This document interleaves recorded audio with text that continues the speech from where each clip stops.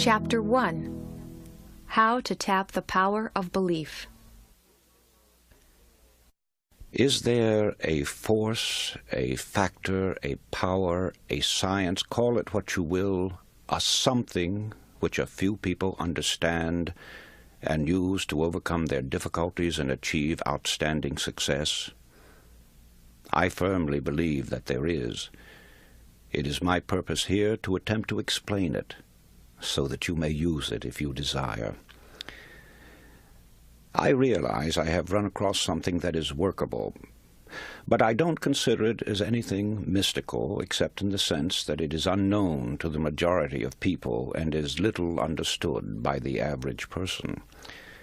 I am aware that there are forces, powerful forces at work in this country that would dominate us, substituting a kind of regimentation for the competitive system which has made America great among nations. I believe that we must continue to retain the wealth of spirit of our forefathers. If we don't, we shall find ourselves dominated in everything we do by a mighty few. We'll become serfs in fact, if not in name. I hope this work will help develop individual thinking and doing. Some may call me a crackpot or a screwball. I'm well aware of that. Let me say that I am past the half-century mark and have had many years of hard, practical business experience, as well as a goodly number of years as a newspaper man. I started as a police reporter. Police reporters are trained to get the facts and take nothing for granted. Apparently I was born with a huge bump of curiosity. I've always had an insatiable yearning to seek explanations and answers. This yearning has taken me to many strange places, brought to light many peculiar cases, and has caused me to read every book I could get my hands on, dealing with religions, cults, and both physical and mental sciences. I have read literally thousands of books on modern psychology, metaphysics, ancient magic, voodooism, yogism, theosophy, Christian Science, unity, truth, new thought, and many other dealings. It's what I call mind stuff. Many of these books were nonsensical, others strange, and many very profound. Gradually, I discovered that there is a golden thread that runs through all the teachings and makes them work for those who sincerely accept and apply them. That thread can be named in a single word: belief. It is the same element or factor, belief, which causes people to be cured through mental healing, enables others to climb the ladder of success, and gets phenomenal results for all who accept it. Why belief as a miracle worker is something that cannot be satisfactorily explained, but have no doubt about it. There's genuine magic in believing. The magic of believing became a phrase around which my thoughts steadily revolved. I've tried to put down these thoughts as simply and as clearly as I could, so that everyone can understand. My hope is that anyone who listens will be helped in reaching their goal in life. I would like to start by relating a few experiences of my own life, with the hope that by hearing them you will gain a better understanding of the entire science. Early in 1918, I landed in France as a casual soldier, unattached to a regular company. As a result, it was several weeks before my service record, necessary for my pay, caught up with me. During that time, I was without money to buy gum, candy, cigarettes, and the like. Every time I saw a man light a cigarette or chew a stick of gum, the thought came to me that I was without money to spend on myself. Certainly I was eating, and the army clothed me and provided me with a place on the ground to sleep. But I grew bitter because I had no spending money and no way of getting any. One night, en route to the forward area on a crowded troop train, sleep was out of the question. I made up my mind then that when I returned to civilian life, I would have a lot of money. The whole pattern of my life was altered at that moment. I didn't realize it then that at that moment I was laying the groundwork for a new direction in my life, groundwork that would unleash forces that would bring accomplishment. As a matter of fact, the idea that I could, with my thinking and believing, develop a fortune never entered my mind. Money is not the only desire you may have. It doesn't matter to what end this science is used, it will be effective in achieving the object of your desires. And in this connection, let me tell another experience. Some years ago, I decided on a trip to the Orient and sailed on a ship called the Empress of Japan. Something was working for me on that trip. I had no claim to anything but ordinary service. However, I sat at the executive officer's table and was frequently his personal guest in his quarters as well as on inspection trips through the ship. Well, naturally, the treatment I received made a great impression on me, and in Honolulu I often had the thought it would be nice to receive comparable treatment on my journey home on another ship. One afternoon I got the sudden impulse to leave for the mainland. It was about closing time when I arrived at the ticket agency.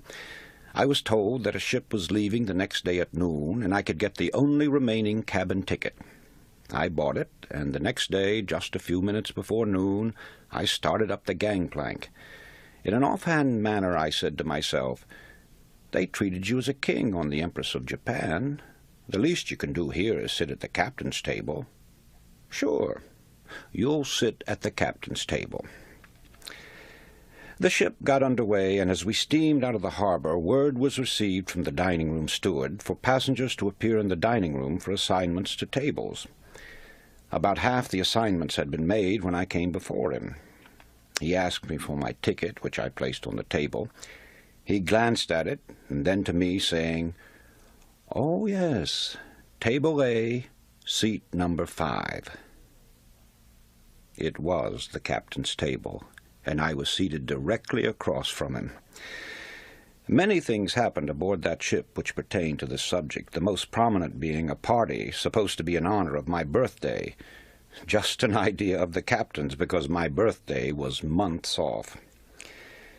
In laying before you this very workable science, I am aware that the subject has been handled before from many angles. I am also cognizant that many people shy away from anything that smacks of religion, the occult, or the metaphysical. Accordingly, I am presenting it in the language of a businessman who believes that sincere thinking and plain speaking will get any message across to the people. In using this science, which is given to you with the confident knowledge that no matter how you use it, it will get results, I wish to warn you. Never use it for harmful or evil purposes. Since the beginning of man, there have been two great subtle forces in the world, good and evil. Both are terrifically powerful in their respective scopes and cycles. The basic principle operating both is mind power, massed mind power. Therefore, take great care that you do not misuse the science of mind stuff. I cannot emphasize this too strongly, for if you employ it for harmful or evil purposes, it will boomerang and destroy you, just as it has others down through the centuries. These are not idle words, but solemn words of warning. Chapter 2. The Power of Thought. Glance around you. If you are in a furnished room, your eyes tell you that you are looking at a number of inanimate objects. Now, that's true so far as visual perception is concerned, but in reality, you are actually looking at thoughts or ideas which have come into materialization through the creative work of some human being. It was a thought first that created the furniture, fashioned the window glass, and gave form to the draperies and coverings.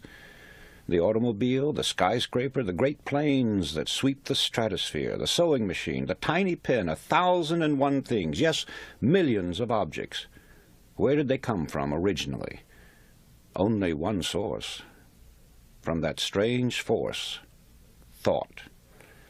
As we look further, we realize that these achievements, and in fact all our possessions, came as a result of creative thinking.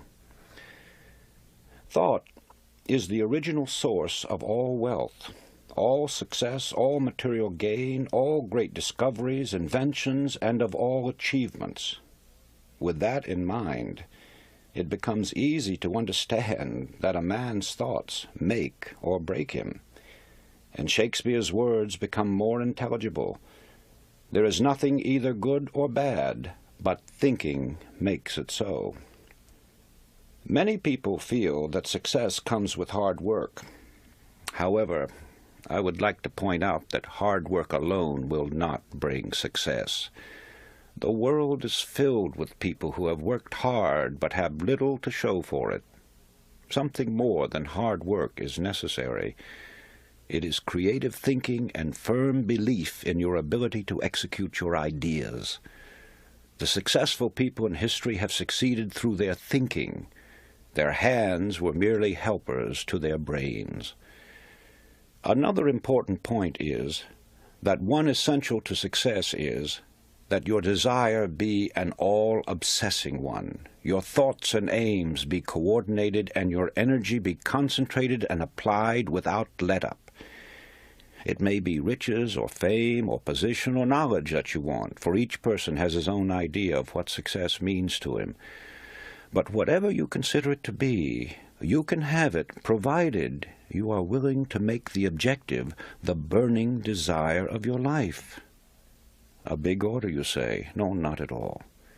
By using the dynamic force of believing, you can set all your inner forces in motion, and they in turn will help you reach your goal. Now that you have a clearer idea of the part that thought and desire play in your daily lives, the first thing to determine is precisely what you want. Starting in with the general idea that you merely want to be a success, as most people do, is too indefinite. You must have a mental pattern clearly drawn in your mind. Ask yourself, where am I headed? What is my goal? Have I visualized just what I really want? If success is to be measured in terms of wealth, can you fix the amount in figures? If in terms of achievement, can you specify it definitely? I ask these questions, for in their answers are the factors which will determine your whole life from now on. Strange as it may appear, not 1 out of 100 people can answer these questions.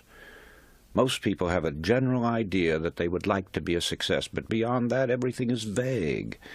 They go along from day to day figuring that if they have a job today, they will have it tomorrow, that somehow they will be looked after in their old age. They are like a cork on the water, floating aimlessly, drawn this way and that by various currents, being washed up on the shore or becoming waterlogged and eventually sinking. Therefore, it is vital that you know what you want out of life. You must know where you are headed, and you must keep a fixed goal in your view. Only then will you get what you are after. So, you begin with desire if you ever hope to achieve anything or gain more than you have now. However, as we shall see, there is more to it than mere desire. It has been said that thought attracts that upon which it is directed.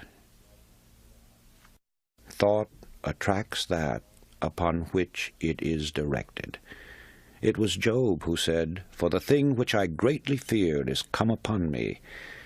Our fearful thoughts are just as creative or just as magnetic in attracting troubles to us as are the constructive and positive ones in attracting positive results. So no matter what the character of the thought, it does create after its kind.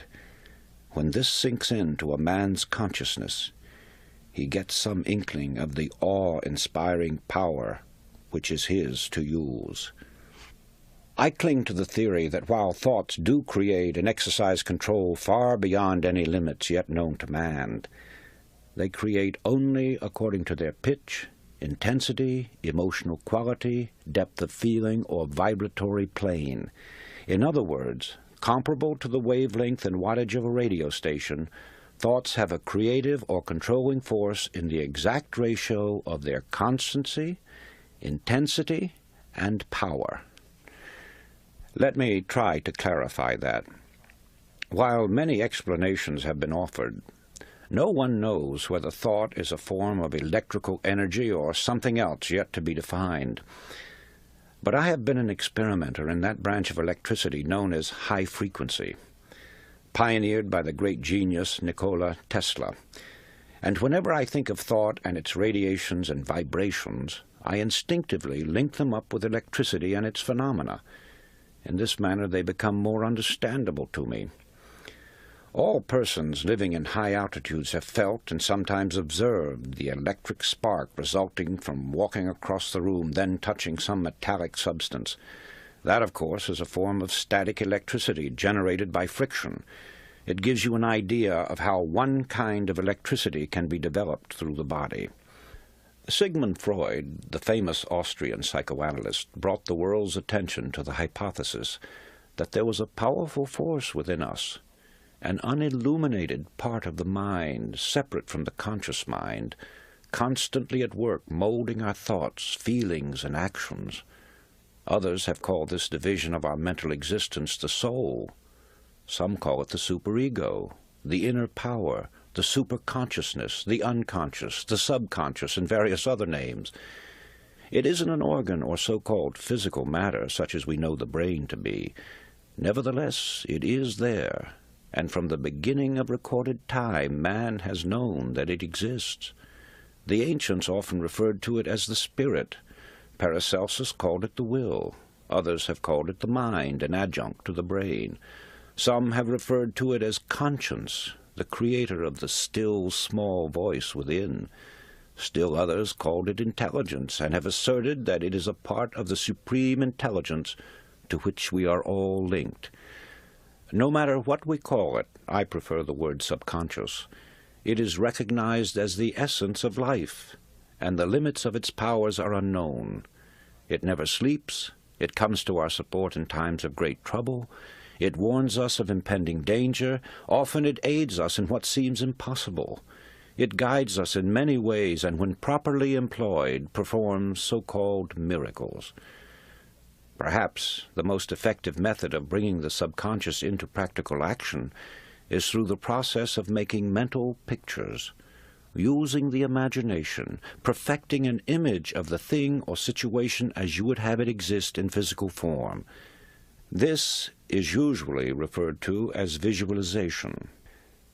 However, before this visualization can work, you must really believe. I refer now to deep-seated belief, a firm and positive conviction that goes through every fiber of your being, when you believe it heart and soul, as the saying goes. Now call it a phase of emotion, a spiritual force, a type of electrical vibration, anything you please, but that's the force that brings outstanding results. It sets the law of attraction into operation and enables sustained thought to correlate with its object. This belief changes the tempo of the mind or thought frequency, and like a huge magnet, draws the subconscious forces into play, changing your whole aura and affecting everything about you, and often people and objects at great distances. It brings into your individual sphere of life results that are sometimes startling, often results you never dreamed possible.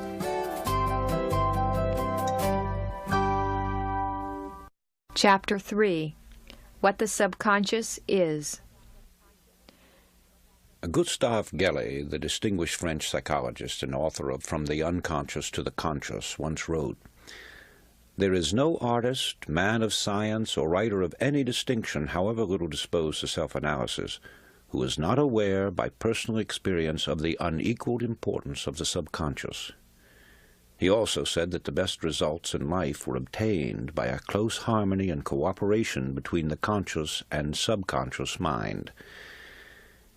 As the subconscious plays a very important part in the magic of believing, it will bring you to a quicker understanding of this science if you have a clear and detailed picture of what the subconscious mind is, where it is located, and how it functions. Now, it is the conscious mind that is the source of thought. Also, it's the mind that gives us the sense of awareness in our normal waking life, the knowledge that we are ourselves, here and now, the recognition and understanding of our environments, the power to rule over our mental faculties, to recall the events of our past life, and to understand our emotions and their significance. More concretely, it enables us to have a rational understanding of the objects and persons about us, of our successes or shortcomings, of the validity of an argument, or the beauty of a work of art. Many times the solution of our problems result from the use of the conscious mind, but now and then, when the solution is not forthcoming, we become exhausted with continued trying. We begin to lose confidence in ourselves, and we often resign ourselves to the idea that we have failed, that nothing can be done about it. Here is where the subconscious mind comes in. It helps us to renew our belief in ourselves. It assists us to overcome our difficulty and to put us on the road to achievement and success. Just as the conscious mind is a source of thought, so the subconscious is the source of power. Also, it is one of the greatest realities in human life. It is rooted in instinct, and is aware of the most elemental desires of the individual, yet it is always pressing upward into conscious existence. The powers of the subconscious are many, the chief of which are intuition, emotion, certitude, inspiration, suggestion, deduction, imagination, organization, and, of course, memory and dynamic energy. It is a distinct entity. It possesses powers and functions with unique mental organization all its own. Now, the subconscious mind has three primary functions. First, with its intuitive understanding of the bodily needs, it maintains and preserves the well-being and indeed the very life of the body, unaided by the conscious mind. Second, in times of great emergency, it springs into immediate action, again independent of the conscious mind. It takes supreme command, acting with incredible certitude, rapidity, accuracy, and understanding in the saving of the life of the individual. Third, it is operative in the psychic world, in which the psychic powers of the subconscious are manifested in such phenomena as telepathy, clairvoyance, and psychokinesis. But also, it can be summoned to help the conscious mind in times of great personal necessity, when the conscious calls upon the subconscious to use its powers and resources to solve a vital problem, or bring to pass that which is sought or desired by the individual. It is the third function that we are most concerned with here. To draw upon the resources and powers of the subconscious and awaken it into action, you must first be sure that you are asking for something that is rightfully yours to have and is within your ability to handle. The subconscious manifests itself only according to the capabilities of the person.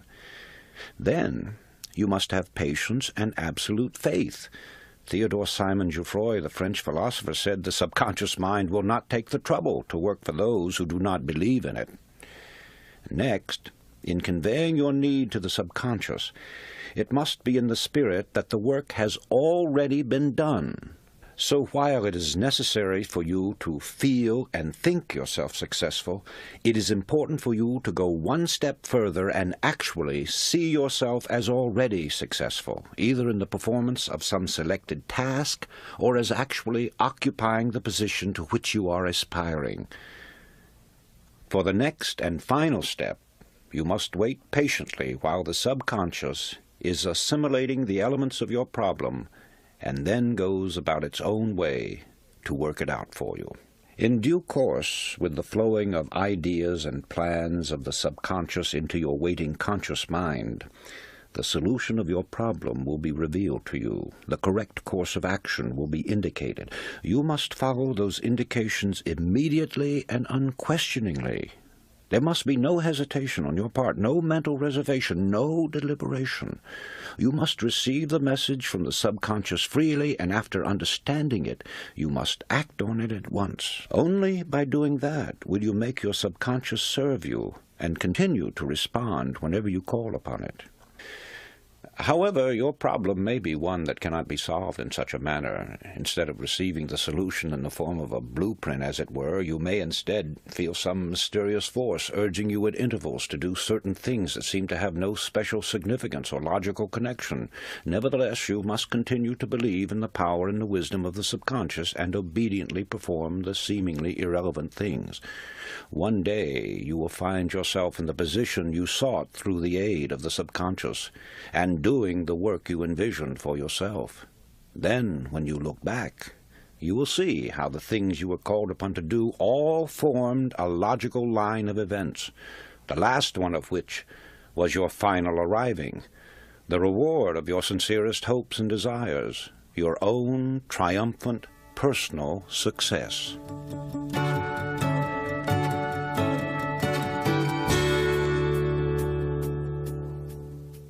Chapter 4. Suggestion is power. After studying the various mystical religions and different teachings and systems of mind stuff, one is impressed with the fact that they all have the same basic modus operandi, and that is through repetition.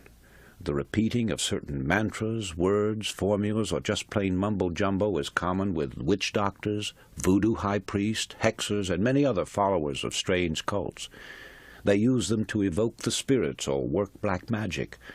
One finds the same principle at work in chants, incantations, litanies, daily lessons, also the frequent praying of the Buddhists and Muslims alike, the affirmation of the Theosophists and the followers of unity, the absolute, truth, new thought, divine science. In fact, it is basic to all religions, although here it is white magic instead of black magic. This brings us to the law of suggestion, through which all forces operating within its limits are capable of producing phenomenal results. That is, it is the power of suggestion and autosuggestion, your own to yourself, or heterosuggestion coming to you from outside sources, that starts the machinery into operation or causes the subconscious mind to begin its creative work. And right here is where the affirmations and repetitions play their part. It's the repetition of the same chant, the same incantation, the same affirmations that lead to belief. And once that belief becomes a deep conviction, things begin to happen. Now, this is the same identical force and the same mechanics that Hitler used in building up the German people to attack the world. A reading of Mein Kampf will verify that. Dr. René Fauvel, a famous French psychologist, explained it by saying that Hitler had a remarkable understanding of the law of suggestion and its different forms of application. It was with uncanny skill and masterly showmanship that he mobilized every instrument of propaganda in his mighty campaign of suggestion. Hitler openly stated that the psychology of suggestion was a terrible weapon in the hands of anyone who knew how to use it. Let's see how he worked it to make the Germans believe what he wanted them to, and once that belief took hold, how they started their campaign of terror. Slogans, huge signs, posters, masked flags appeared throughout Germany. Hitler's picture was everywhere. One Reich, one folk, one leader became the chant. It was heard everywhere.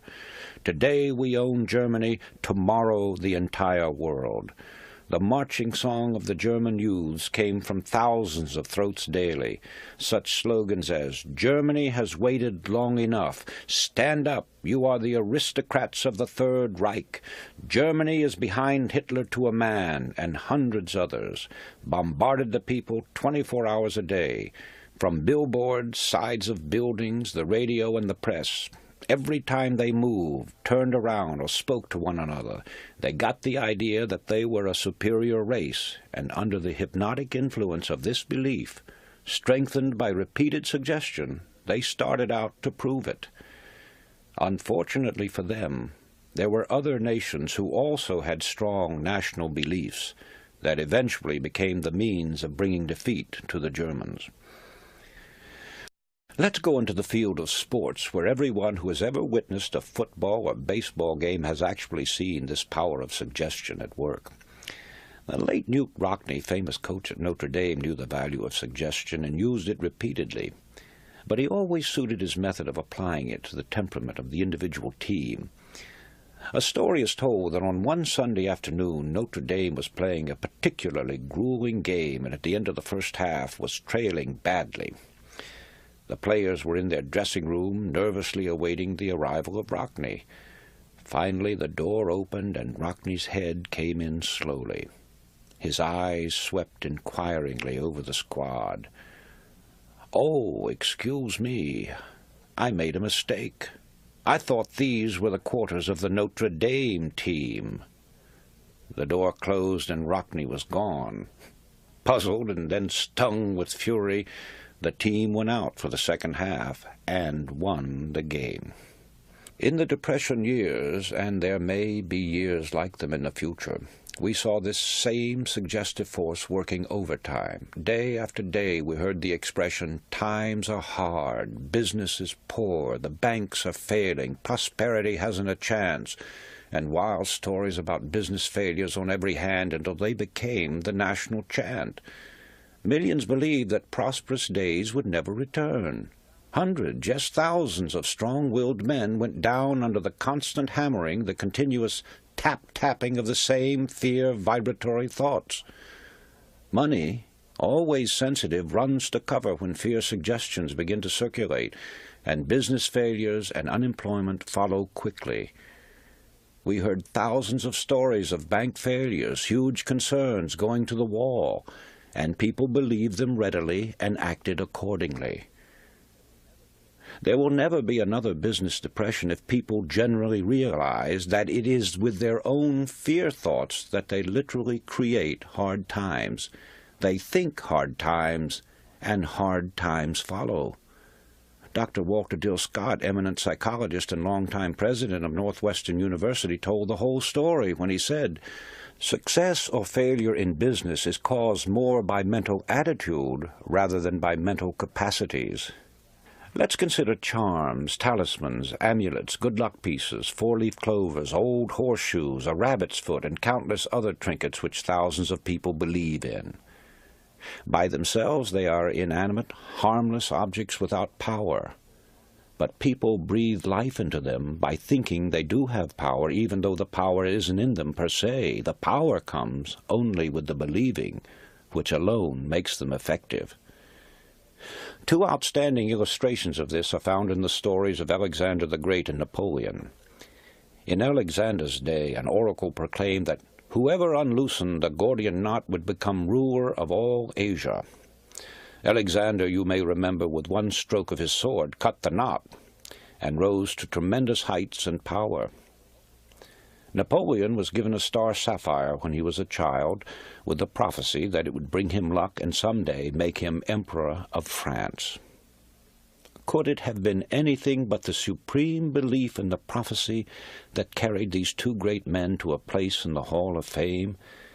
They became great men because of their supernormal beliefs. Here's a simple experiment that will demonstrate to you the strange power of attraction through visualization, making the mental picture actually work. Find a few small stones or pebbles which you can easily throw. Locate a tree or a post of 6 to 10 inches in diameter. Stand 25 to 30 feet away from it. Start throwing pebbles at the tree, trying to hit it. If you're an average person, most of the stones will go wide of their mark. Now stop and tell yourself that you can hit the objective. Get a mental picture of the tree, figuratively stepping forward to meet the stone. Imagine the rock actually colliding with the tree in the spot where you want it to strike. You'll soon find yourself making a perfect score. Don't say it's impossible. Try it, and you'll prove that it can be done, if you will only believe it.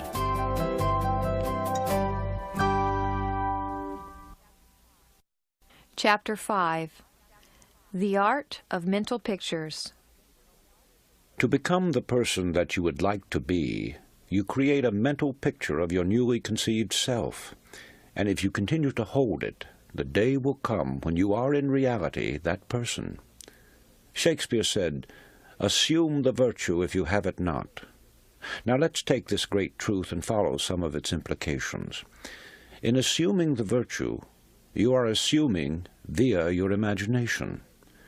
But here we must make a distinction between daydreaming and a true mental picture or proper use of the imagination. Perhaps there is some genie who will drop $100,000 into your lap or overnight provide you with a mansion luxuriously furnished. I have never had the pleasure of meeting one, but daydreaming or mere undirected wishful thinking doesn't have the power to release the latent forces within you that will bring you the $100,000 or the mansion. When you employ your imagination properly, you see yourself doing a thing and you go ahead and do it. It's the doing the thing you have pictured to yourself that brings it into actual existence. In this connection, think about the use of the magnifying glass. When properly focused, it will gather the light from the sun and concentrate it, so that the heat will burn a hole in the object on which the rays are focused. It must be held steady before the heat power is developed, and so it is with the holding of the image or the mental picture.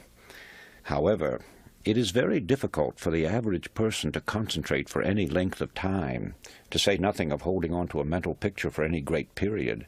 You are constantly being swayed by what you read and hear, and as a result, the coordinating part of this creative force turns to gathering together all these scattered elements in a focused mass, instead of devoting itself to making a clear and dynamic picture of your desire. Often I have thought of this matter of desire and suggestion in connection with the planting of vegetable or flower seeds. Once the soil is prepared and the tiny seeds are placed in it, it only takes a short time until they begin to root and sprouts begin to appear. The moment they start upward through the soil in search of light, sunshine, and moisture, obstacles mean nothing to them. They will push aside small stones or bits of wood, and if they can't do that, they'll extend themselves and grow around them. So it can be with you and the suggestions you give to your subconscious mind. The results will be pure or complex, depending upon the original seed and the attention which you give it. In other words, plant the right kind of seed, and habitually feed it with strong affirmative thought, always directed toward the same end. It will grow into a mighty force, finding ways and means of overcoming all obstacles. I have been in the private offices of a great many industrial leaders, businessmen, great bankers, and others. Long before this magic of belief was understood by me, I was impressed with the pictures, photographs, slogans, bits of statuary, and so forth which were to be found in the inner sanctums of great firms. Undoubtedly many of you have seen or heard of such displays, but has it ever occurred to you what their purpose was? There can only be one answer, and that is, they serve as a constant reminder, getting the picture over to the occupant of the room, that he too can succeed as those did before him. In common with other great men, Thomas A. Edison obviously knew the value of the repeated suggestion and made use of it. Among the articles found in his desk was a piece of paper that said, "When down in the mouth, remember Jonah. He came out all right." Edison must have thought well of that expression and perhaps reflected much upon it. So, let's get down to the mechanics. Find yourself 3 or 4 cards. Ordinary business cards will do. In your office, your home, your room, or any other place where you can have privacy, sit down and ask yourself what you desire above everything else. When the answer comes and you are certain that it is your uppermost desire, then at the top of one card, write a word picture of it. 1 or 2 words may be sufficient. A job, a better job, more money, a home of your own. Then on each card, duplicate the word picture from the original. Carry one in your billfold or handbag. Place another alongside your bed or fasten it to your bedstead. Place another on your shaving mirror or dressing table, and still another on your desk. The whole idea, as you may have guessed, is to enable you to see mentally the picture at all hours of the day. Just before going to sleep at night and upon waking in the morning are 2 very important moments of the 24 hours in which to concentrate upon your thoughts with added force. But don't stop just with those 2 periods. The more often you can visualize the desire by this method, or one of your own devising for that matter, the speedier the materialization. At the start, you may have no idea of how the results are to come. Don't worry. Just leave it to the subconscious mind, which has its own ways of making contacts and of opening doors and avenues that you may never even have thought of. You will receive assistance from the most unexpected sources. You may be suddenly struck with the idea of seeing a person that you have not heard from in a long time, or calling upon a man you've never seen before. You may get the idea of writing a letter or making a telephone call. Whatever the idea is, follow it. It cannot be too strongly emphasized that you should tell no one just what the words on the cards mean. Don't give anyone an inkling of what you desire. The truth is that when you talk about what you're going to do, you scatter your forces. You lose the close connection you have with the subconscious, and you frequently find that unless you do as directed, you will have to start all over again in your program of achievement. Go and tell no man still holds true. Suppose you want a better job or promotion. Not only use the cards, but keep telling yourself constantly and continuously that you are going to get that job. You have already visualized it if you have accepted this science, but the repetition will be the means of driving the suggestion deeply and firmly into the subconscious mind. This may be compared to driving a nail into a board. The first tap puts the nail in place, but it is only by a number of heavy strokes that the nail is driven home. It has been my observation that those who consciously use this science, as well as those who may be using it unconsciously, are people of tremendous energies, virtually human dynamos. They are people who not only use their imagination and hold strong beliefs and convictions, but they are great doers in action. And that brings me to this most important statement. Faith without action is dead. Chapter 6. The Mirror Technique. Now, there is another device which I call the mirror technique. Before explaining it, I want to tell you how I happened to discover what a truly wonderful thing it is and how it can be used to bring quicker and more effective results. Many years ago, I was the dinner guest of a very wealthy man who owned many patents covering logging and sawmill machinery. He had invited a number of newspaper publishers, bankers, and industrial leaders to his suite in a prominent hotel in order to explain a new method he had devised for mill operations. Dinner was late in being served, and as there had been plenty of liquor offered, the host found himself in an embarrassing state of intoxication. Just before dinner was served, I noticed him staggering into his bedroom and pulling himself up abruptly before his dresser. Thinking I might help him, I followed him to the door of his room. As I stood there, I saw him grab the edge of the dresser top with both hands and stare into the mirror, all the time mumbling as a drunken man sometimes does. Then his words began to make sense, and I moved back a little to watch the performance. I heard him say, "John, you old... They tried to get you drunk, but you're going to fool them. You're sober. Cold sober. This is your party, and you've got to be sober." As he kept repeating these words while continuing to stare at the reflection of his eyes in the mirror, I noticed that a transfiguration was taking place. His body was becoming more erect. The muscles of his face were tightening, and his drunken look was disappearing. The whole performance was over in about 5 minutes, but in all my experience as a newspaper man, and more especially as a police reporter, I had never seen such a rapid change. Not wanting him to know that I'd been watching him, I made for the bathroom. When I got back to the dining room, I found the host at the head of the table, and while his face was still a little flushed, to all appearances he was sober. At the end of the dinner, he presented a very dramatic and convincing picture of his new plans. It wasn't until long afterwards, when I got a better understanding of the power of the subconscious mind, that I understood the science involved in transforming the obviously drunken man into a cold, sober host. Many great orators, preachers, actors, and statesmen have used this mirror technique for years. Winston Churchill, according to Drew Pearson, never made a speech of importance unless he made it before a mirror first. Woodrow Wilson also employed the same technique.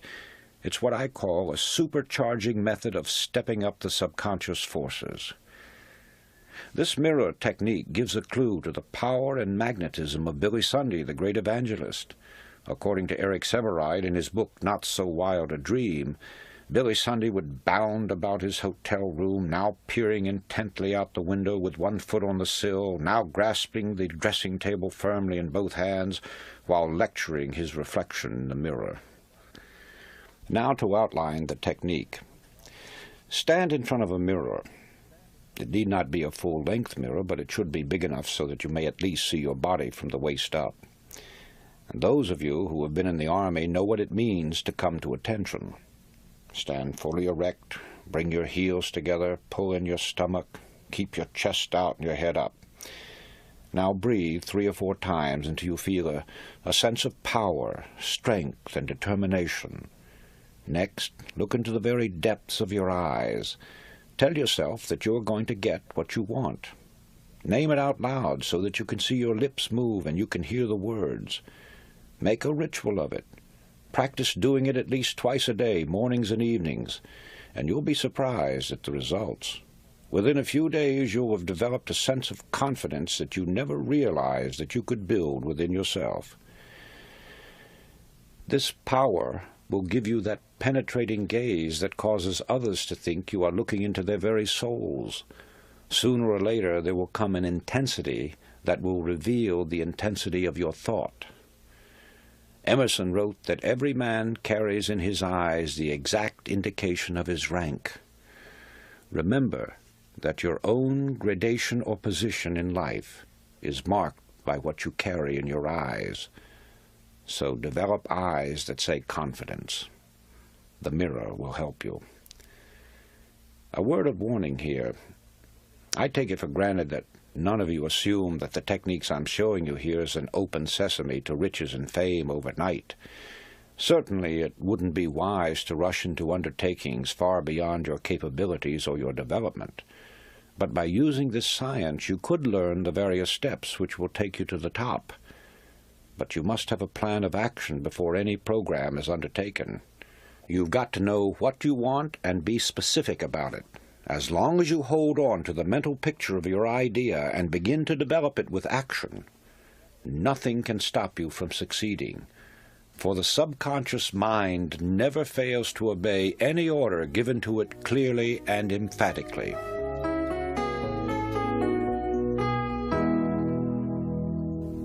Chapter 7. How to project your thoughts. In this section, I want to talk about several points that I think pertain to mind stuff. Call it a potpourri. We seldom realize how much our emotional vibrations affect others and how much we're affected by theirs. An extremely nervous person in a position of authority can put nearly every person associated with him into a nervous state. It's always important to remember that a negative person can raise havoc in an organization or a home. The same amount of damage can be done by a strong negative personality as good can be done by a positive one. When the two are pitted together against one another, the negative frequently becomes the more powerful. To get a better understanding of the effect of these suggestive vibrations, you need only to read your varying feelings when entering different offices or homes. The atmosphere, which is the creation of the people living there, can be instantly detected as being upsetting, disturbing, tranquil, or harmonious. The vibrations set up by others affect us much more than we realize. We take on the characteristics of those with whom we are more or less constantly associated. If you want to remain a positive type, avoid associating too much with anyone who has a negative or pessimistic personality. This brings me to another point. A person who desires riches must go where the riches are. Alone on a desert island, a man would probably have a tough time eking out a living, to say nothing of trying to amass a fortune. So it is in everyday pursuits. Therefore, if you want money, you have to associate yourself with people who have it or who know how to make it. This may sound rather gross, but the truth is that if it's money you're after, you must go where it is and where it is being spent. Also, you must become personally acquainted with those who have the authority to spend it. If you're a salesman selling advertising, and you know the head of the firm is the man with the final say, it's a waste of time trying to convince minor clerks and junior executives. The same holds true if you're trying to sell other commodities, or what is more important, trying to sell yourself. And finally, the right mental attitude.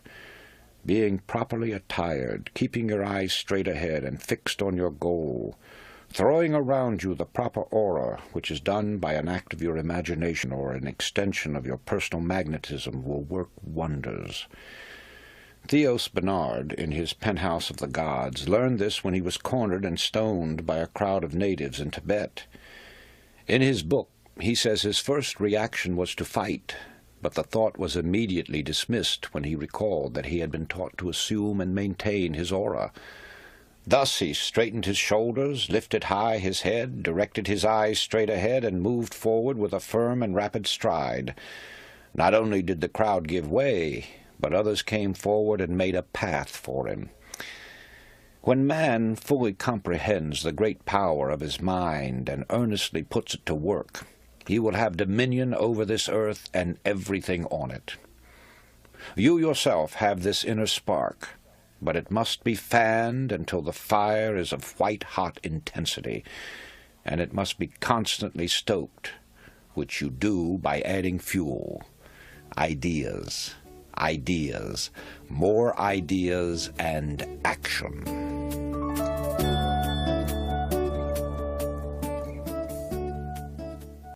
Chapter 8. Belief makes things happen. I have tried to make plain how this power through belief can be developed, and to take you up the ladder as far as you wish to go. It is necessary, though, to point out that it is easy to lose one's belief or faith. Thousands have risen to great heights of success only to stumble, roll, or fall to undreamed-of depths. Others, seeking health, have appeared to be more or less miraculously cured, only to find that in later years, or even months, there is a recurrence of their ailments. There are many weakening factors and influences, all suggestive in nature, which we, in unguarded moments, allow to slip into our subconscious minds. Once these influences begin their destructive work, they can undo all the good accomplished by our constructive forces. So step out in front, head toward the sun, keep facing it, and the dark shadows will not cross your path. I know that it is difficult for the average person who knows nothing of this subject to accept the idea that all is within. But surely the most materialistic person must realize that as far as he himself is concerned, nothing exists on the outside plane unless he has knowledge of it or unless it becomes fixed in his consciousness. It is the image created in his mind that gives reality to the world outside of him. Happiness, sought by many and found by few, therefore is a matter entirely within ourselves. Our environment and the everyday happenings of life have absolutely no effect on our happiness except as we permit mental images of the outside to enter our consciousness. Happiness is wholly independent of position, wealth, or material possessions. It is a state of mind which we ourselves have the power to control, and that control lies with our thinking. Emerson said, "What is the hardest task in the world? To think." Obviously this is so, when one considers that most of us are victims of mass thinking and feed upon suggestions from others. We all know that the law of cause and effect is inviolable. Yet how many of us ever pause to consider its workings? The entire course of a man's life has many times been changed by a single thought, which, coming to him in a flash, became a mighty power that altered the whole current of human events. History is replete with the stories of strong-minded, resolutely willed individuals who, steadfastly holding to their inner convictions, have been able to inspire their fellow man and in the face of tremendous and determined opposition have literally created out of nothing great businesses, huge empires, and new worlds. They had no monopoly of thought power. You and every man and woman have it. All you have to do is use it. You will then become the person you envisage in your imagination. Know yourself. Know your power. Faithfully use the cards and the mirror techniques, and you will get results far beyond your fondest expectations. Just believe that there is a genuine creative magic in believing, and magic there will be. For belief will supply the power which will enable you to succeed in everything you undertake. Back your belief with a resolute will, and you will become unconquerable. A master of men among men, yourself.